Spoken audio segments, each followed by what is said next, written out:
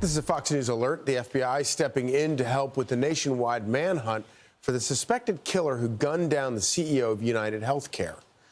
And we now know the killer may have skipped town soon after the shooting as police examine new evidence, including what they believe is the killer's backpack, as seen in this photo obtained by the New York Post.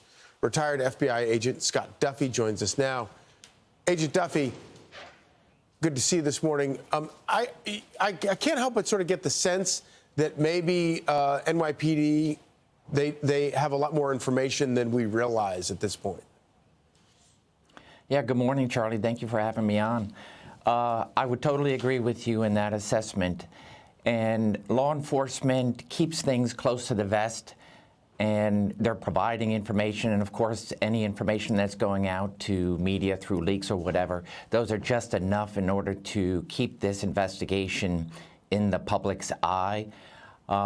With regards to the recent backpack being located, and of course all the discarded materials, wrappers and bottles, creating a DNA profile, possible fingerprint profile.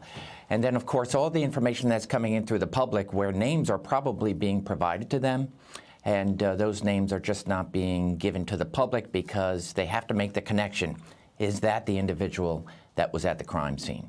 So when the police indicate that they know that he left town, and they know that he left town by a bus, do they know this because they have a name, you think, or is that information that they've just gleaned from, from security cameras?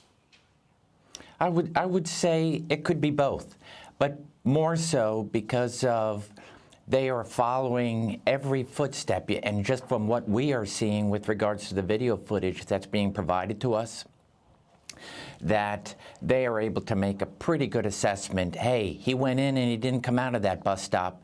Most likely he is on a bus out of town.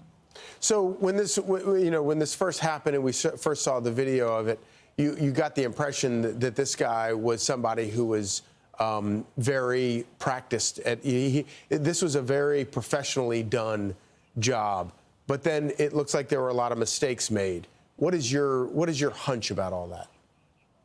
Yeah, I would agree with practiced. So he arrived plenty of time, at least 10 days, that law enforcement knows that he was doing his recognizant mission. He's probably going over every aspect of his leading up to the fatal shooting, and then, of course, fairly quick, his exit. So with regards to those breadcrumbs law enforcement has picked up, there's no doubt in my mind that he is proficient, he is trained with weapons, but I wouldn't put him in the professional category because of the many mistakes that have been made, and law enforcement is going to exploit those. Scott Duffey, thank you very much for joining us this morning. Thank you, Charlie.